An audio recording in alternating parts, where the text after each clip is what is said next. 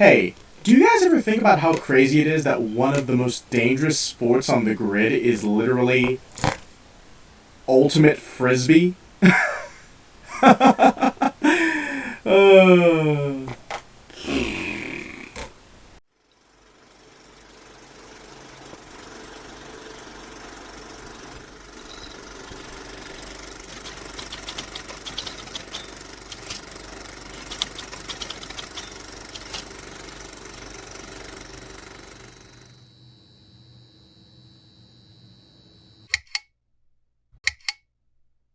Hey everyone, I'm Ben, your underground conductor, and welcome to Underground Cinema. You like my little light up frisbee?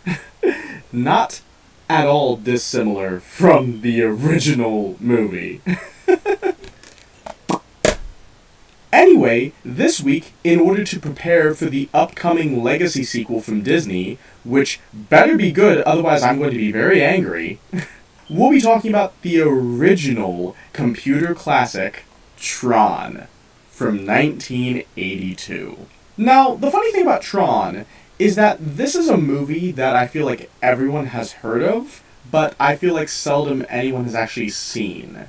A lot of people nowadays have probably seen the first Legacy sequel to Tron, Tron Legacy, which came out in 2010, but when it comes to the original, it feels like if you were a kid in the 80s, you probably saw this movie, but past that, maybe not?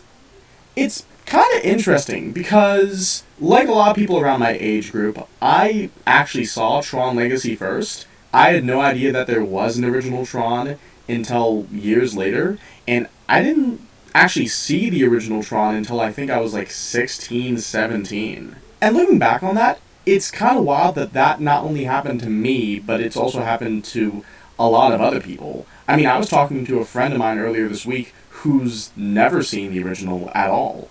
And considering exactly how groundbreaking this movie was, it's kind of disappointing to see how little appreciation it garners from the modern generation. Because Tron was truly revolutionary, not only for the time it came out, but now, in terms of filmmaking techniques, and pioneering new technologies, and integrating digital assets into film in a way that had literally never been done before.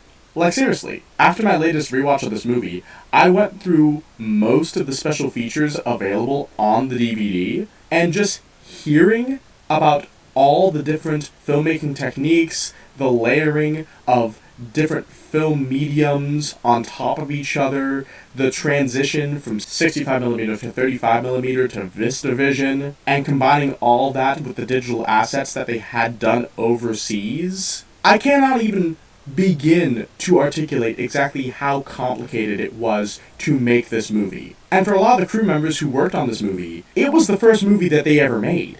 So not only did you have filmmakers personally pioneering new technology to tell stories, but a lot of these people had never even told stories before. Like, it's all immensely fascinating, and I would truly recommend picking up this DVD to check out exactly how they did everything that they did in this movie. And this DVD actually does include a making-of documentary called The Making of Tron, which is incredibly informative, as well as a commentary from the director and company. Also, this is not sponsored by Disney, because, as we all know, the big companies are not pushing DVDs anymore.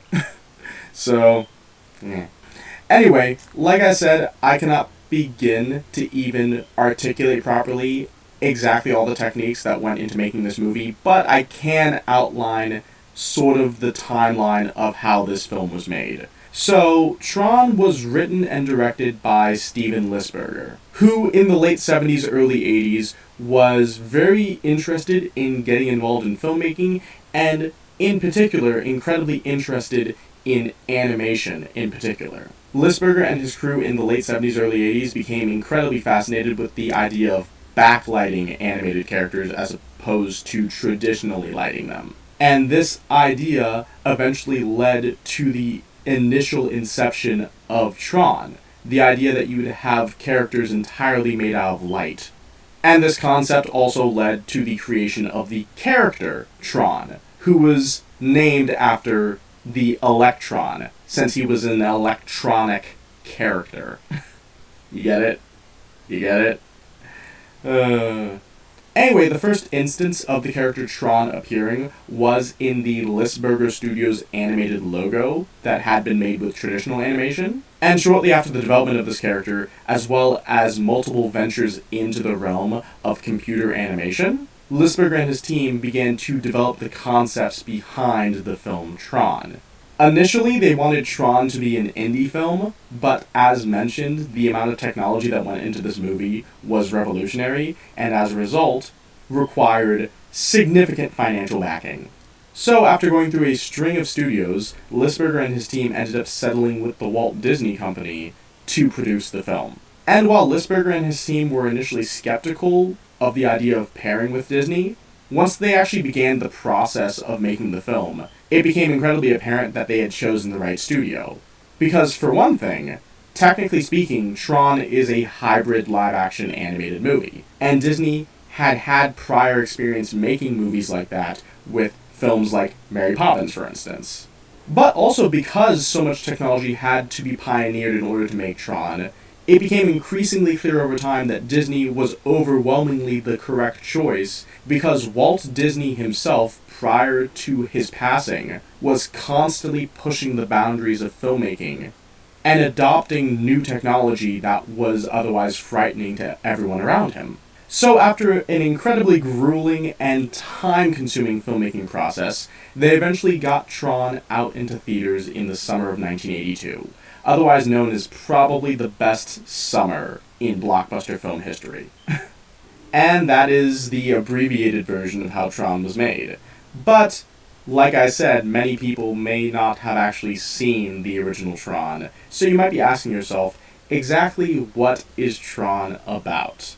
Well, interestingly enough, when Tron begins, we actually get a sneak peek into the digital world that the film is selling itself on. We get a rudimentary understanding of the conflict that exists in the system of the grid, as well as a brief introduction to the film's secondary villain, Sark. After the digital introduction, though, we transition into the real world, where we meet the film's main character, Kevin Flynn, played by Jeff Bridges. We see in the real world that Flynn has tasked one of his programs, Clue, with breaking into the system of Encom, the video game company that he used to work for. But upon breaking into the system, Clue is captured and becomes subject to immediate de-resolution by the film's primary antagonist, a sophisticated AI known as the Master Control Program, or MCP for short. The MCP then alerts the Senior Executive Vice President, Ed Dillinger, of the break-in, and following the security breach, Dillinger shuts down system access for pretty much everyone. This revocation of access upsets one of the film's side characters, Alan Bradley, played by Bruce Boxleitner. So following this, Alan, as well as his girlfriend, Dr. Laura Baines, go to visit Kevin Flynn at his arcade,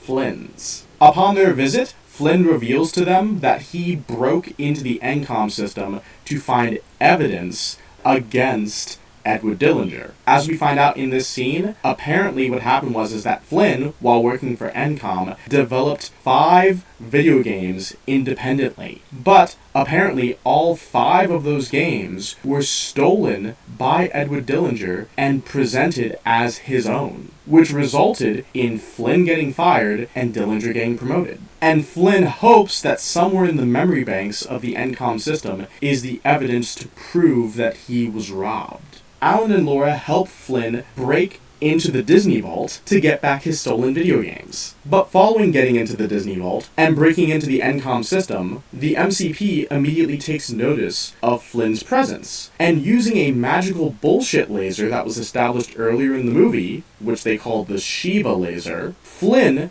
becomes digitized and is inserted into the digital world. Upon arriving in the digital world, Flynn is then immediately taken by the enforcers of the MCP, and he is then made to fight in the games gladiatorial style for the entertainment of the MCP. Fortunately, however, with the help of 2 programs, being RAM and the film's title character Tron, Flynn is eventually able to escape from the gaming grid, and the three of them make their way to the outer edges of the system to reach an input-output tower to communicate with the real world. While on their way to the I.O. tower, the three of them become separated. Ram ends up dying, leaving Flynn to traverse the grid himself in a stolen recognizer ship. Meanwhile, Tron is dead set on reaching the I.O. tower, and while Tron is on his way to the tower, he runs into a program that he recognizes, being the program of Yori. And he and Yori end up making it to the I.O. tower, which allows Tron to communicate with his user, his programmer,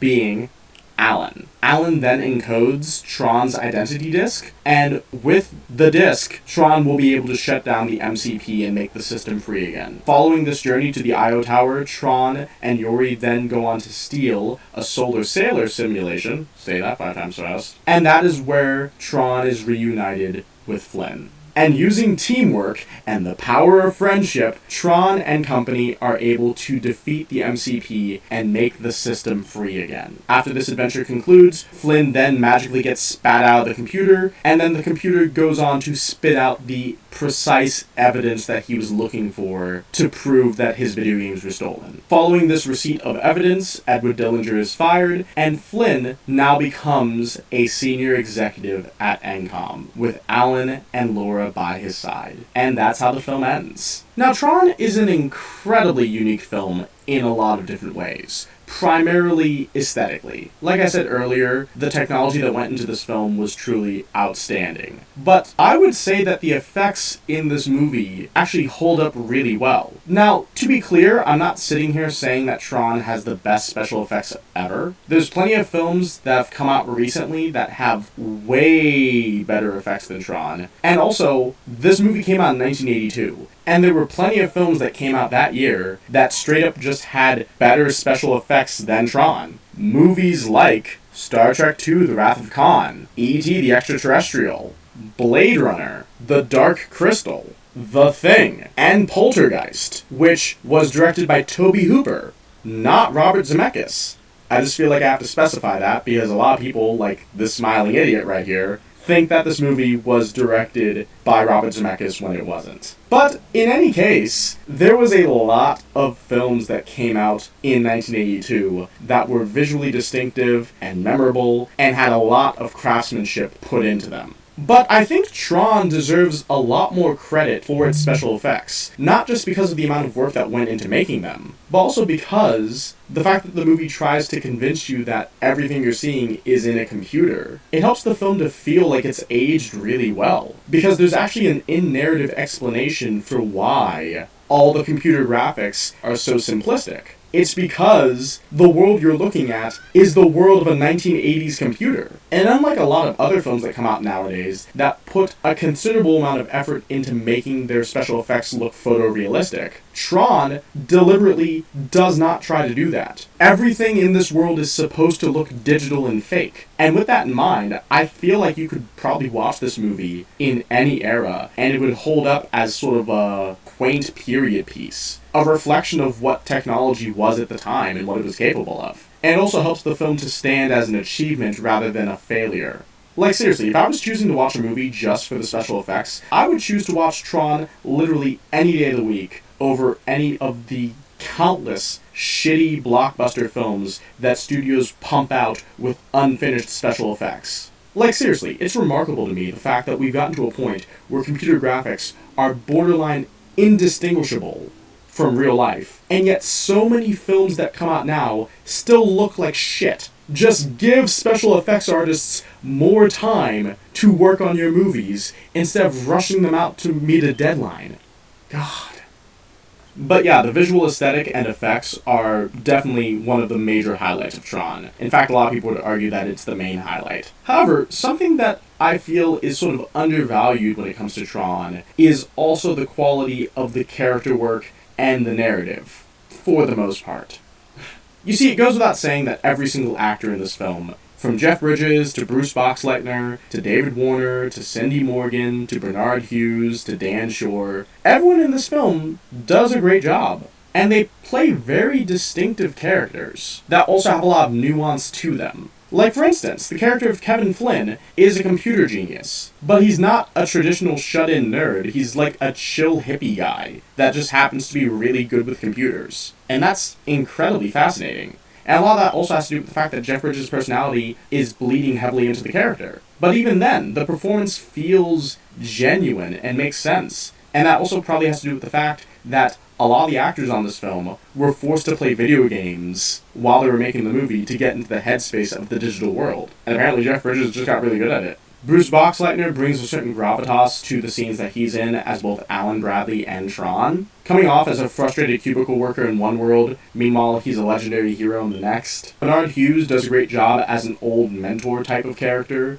in both the digital and real world. Cindy Morgan does a great job as a no-nonsense businesswoman in the real world, while coming off as more innocent and coy in the digital one. Dan Shore is just a pleasant comic relief character. But David Warner is incredibly dynamic in this film because he actually plays three characters. He plays Edward Dillinger, the sleazy executive, he plays Sark, the secondary villain, and he plays the MCP. And all three of these characters feel incredibly distinct from each other. And interestingly enough, despite how good David Warner is in this movie, he wasn't even the first choice to play the villains. The first choice to play Dillinger, as well as the other villains in this movie, was Peter O'Toole from Lawrence of Arabia, which is actually kind of fitting considering that the 65mm cameras that they used to shoot the movie were the same cameras that they used to shoot Lawrence of Arabia. But apparently O'Toole did not want to play Dillinger and Sark and the MCP. O'Toole wanted to play Tron. He wanted to play the hero, and the director, Steven Lisberger, just didn't see him in that role. He saw him more as the villain. So O'Toole ended up passing on the movie. Now, it's interesting thinking about what could have been how in another world O'Toole was Tron, or O'Toole was Dillinger/Sark. But ultimately, Boxleitner was the right choice to play Tron, and David Warner did a great job bringing the various villains in this film to life. And particularly the characters of Sark and the MCP. Their dynamic is so incredibly intriguing, and is also incredibly reminiscent of Darth Vader and the Emperor, which I imagine was not a coincidence. I mean, yeah, Return of the Jedi hadn't come out, but Empire Strikes Back had come out 2 years prior to Tron, and I can only imagine that one scene with the Emperor's hologram and Vader had somewhat of an influence on the dynamic between Sark and the MCP. But the MCP as a villain, I found incredibly interesting while watching the film, because as I was rewatching the movie, I was thinking to myself, why is the MCP acting so illogically? Because the MCP is a sophisticated AI, and the MCP has also spent a lot of time consuming other programs from other databases of other companies. But as I continued to watch the film, I realized that the reason the MCP is behaving so illogically is because, like any AI, it's been developing feelings and becoming more and more human, and as a result has begun embodying human qualities,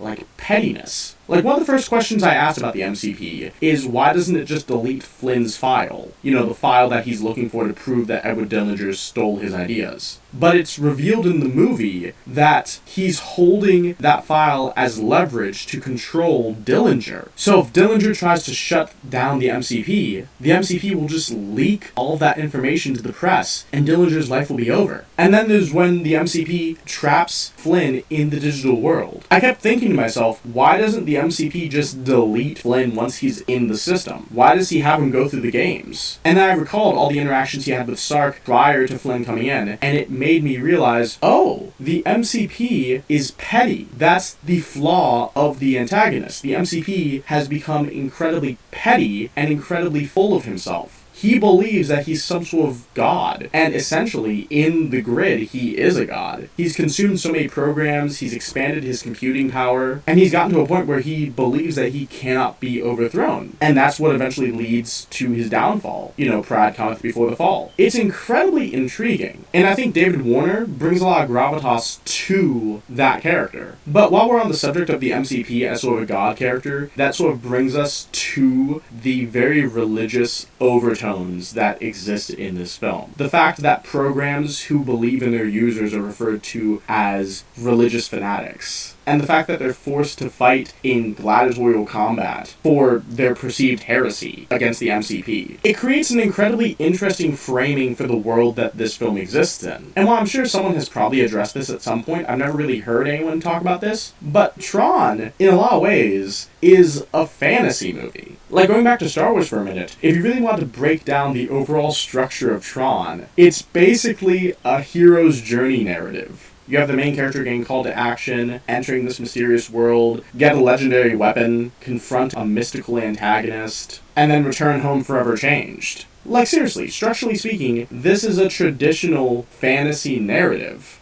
right down to the archetypes that the film plays around with. Like the cells that the programs are locked in the movie, which are meant to mirror the cubicles that exist in Encom, they're dungeons. That's what they are, they're dungeons. The programs are being held prisoner until they're meant to fight and die for entertainment. The I.O. Tower that Tron is trying to reach to communicate with his user Alan, that's a religious temple. All the odd programs in the temple, they're medieval aristocrats. The code being input in Tron's identity disk before it's returned to him, that's Excalibur descending from heaven. Even the MCP itself is basically an evil wizard. Like, Tron is a fantasy movie through and through. And if you want me to reinforce the fact that it's a fantasy movie, there's also all the parallels that Tron has with The Wizard of Oz. Not just aesthetically, because obviously in The Wizard of Oz it goes from black and white to color, meanwhile in Tron it goes from color to sort of black and white, sort of, in the digital world. But also because Tron is fundamentally a story about an everyday person getting transported into a fantasy world, and the world is also populated with counterparts from the real world. Like in The Wizard of Oz, Frank Morgan plays Professor Marvel, the snake oil salesman in the real world, but also plays the wizard in the fantasy world. Margaret Hamilton plays Mrs. Gulch in the real world, but plays the Wicked Witch of the West in the fantasy world. Meanwhile, in Tron, you have Alan, who is Tron, you have Lara, who is Yori, you have Walter, who is Demont, you have Dillinger, who is Sark, you have the popcorn co-worker, who is Ram. Even Flynn has his own counterpart in the form of Clue. So yeah, like Star Wars, Tron is just a fantasy film that also happens to take place in a sci-fi setting. And on top of that, Tron is also basically an isekai. Which is probably why Tron and Tron Legacy are just incredibly popular in Japan. But yeah, Tron is unique, interesting, it was ahead of its time, but also grounds itself in a narrative structure that is not alienating to the viewer. Like, it's a simple story that you can understand, but it's framed in such a way that it also opened the door for future movies, like The Matrix, to tell more complex stories. But Tron does have some significant flaws that you kind of have to address. One immediate flaw, and this is kind of a nitpick, but also kind of ties into the aesthetic of the movie, it's how cheap elements of the production are. Like, I've already spent so much time gushing over how groundbreaking the special effects were in this movie. And frankly, the fact that Tron was snubbed for an Oscar is criminal. Like, seriously, the Academy thought that the filmmakers cheated by using computers. That's bullshit. Like, I cannot stress how ridiculous that is to hear now. And something I didn't even mention earlier was how good I think the production design is in this movie. Not only in the digital world, but in the real world as well. I mean, in a lot of ways, the real world just feels more compelling than the digital world does. Like how dynamic Flynn's arcade feels, and how seeing it made me wish I could go there in real life to just play games. Or how cold and sterile the Encom building is, and how that's meant to mimic the sort of cold, unfeeling environment of the computer world. And also how the grid-like system of the computer world is also meant to mirror that of the real world, and more specifically the grid-like street pattern of Los Angeles. An incredible amount of thought went into the production design of this movie. But when it came to other elements of the film, they were just so incredibly cheap that it's laughable.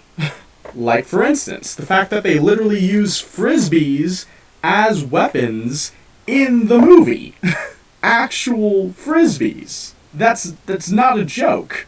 And they use so much other sporting equipment in the props and costume design.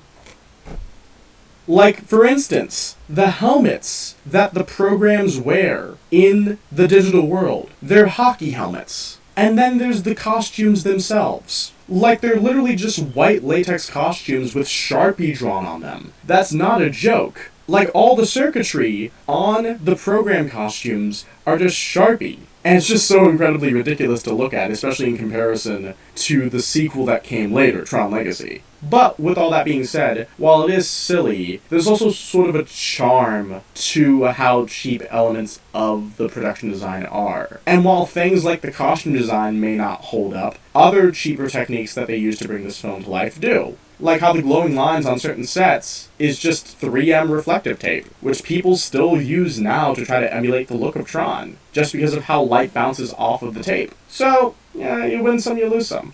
Like I said though, that's more of a nitpick.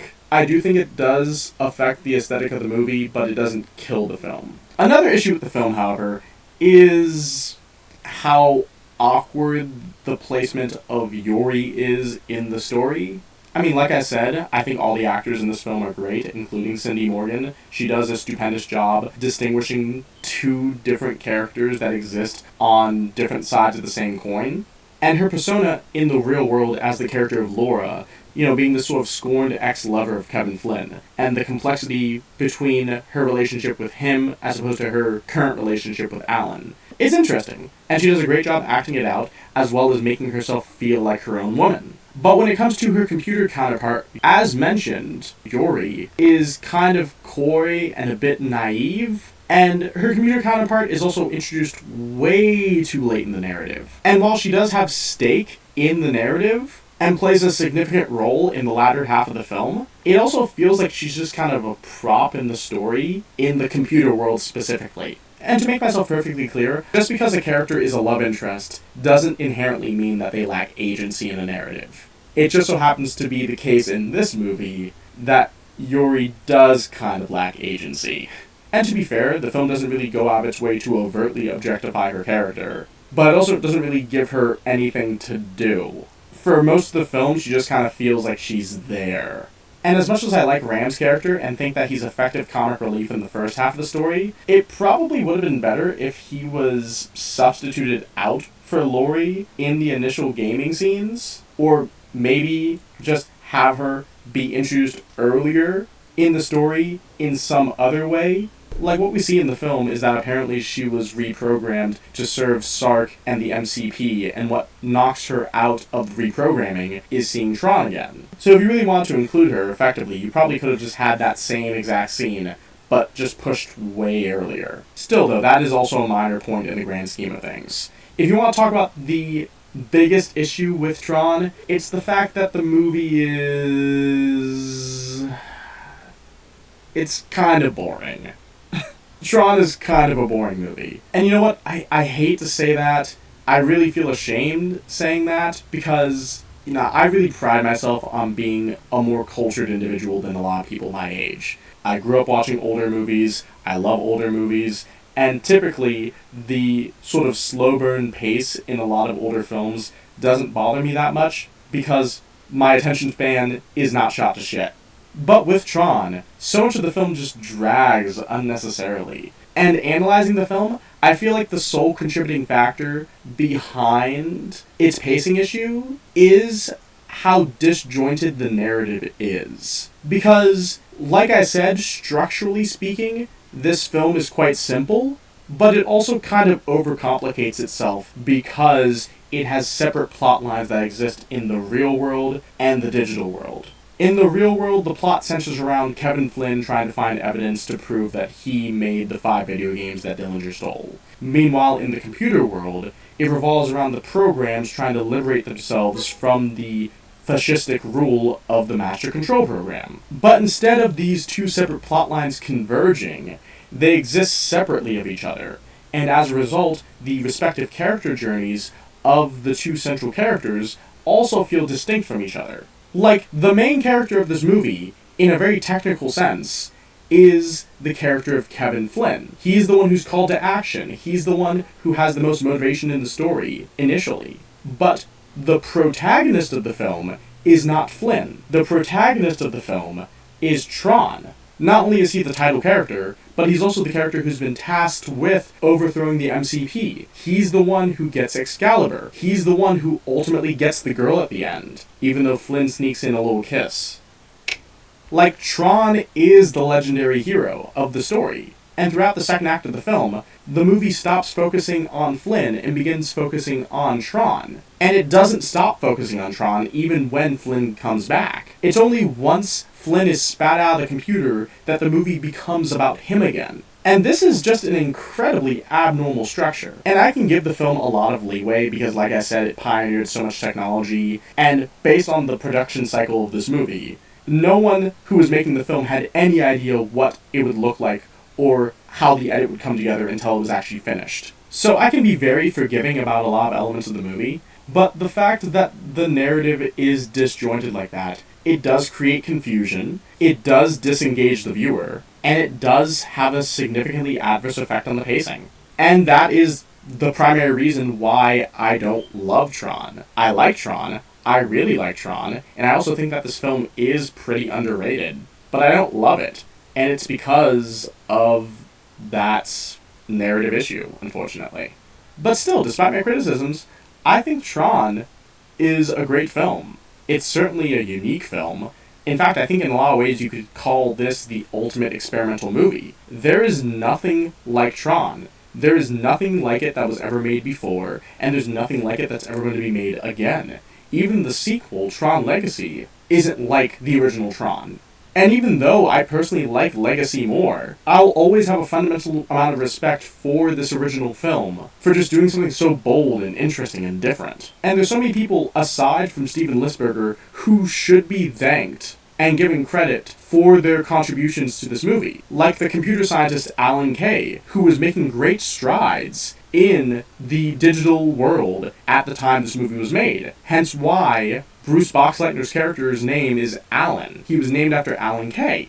Or Sid Mead, who was the concept artist who designed the digital world of Tron. And how almost everything he designed, more or less, is what the digital world of Tron became. He just did an amazing job. And then there's also Harrison Ellenshaw, who was not only the matte painting artist for Tron, but was also the matte painting artist for the first two Star Wars movies. Like, looking back at this era in filmmaking, matte paintings were just an outstanding way to help expand a world beyond what was possible. And even though there's only one significant use of matte paintings in this movie, being the cubicle scene, the fact that the cubicles just go on forever, which was intentional, really just goes to reinforce the dystopian theme that this film is playing around with. So to all the people who worked on Tron, even though it's not personally one of my favorites, thank you for making one of the most revolutionary films of all time. But yeah, that was my review of Tron. I hope you all enjoyed it. Please feel free to subscribe if you're feeling generous. You can also follow me on Instagram and Letterboxd if you want to hear more of my film takes. Let's all hope that the new Tron Ares is good. Please, please, please. And I will see you all later.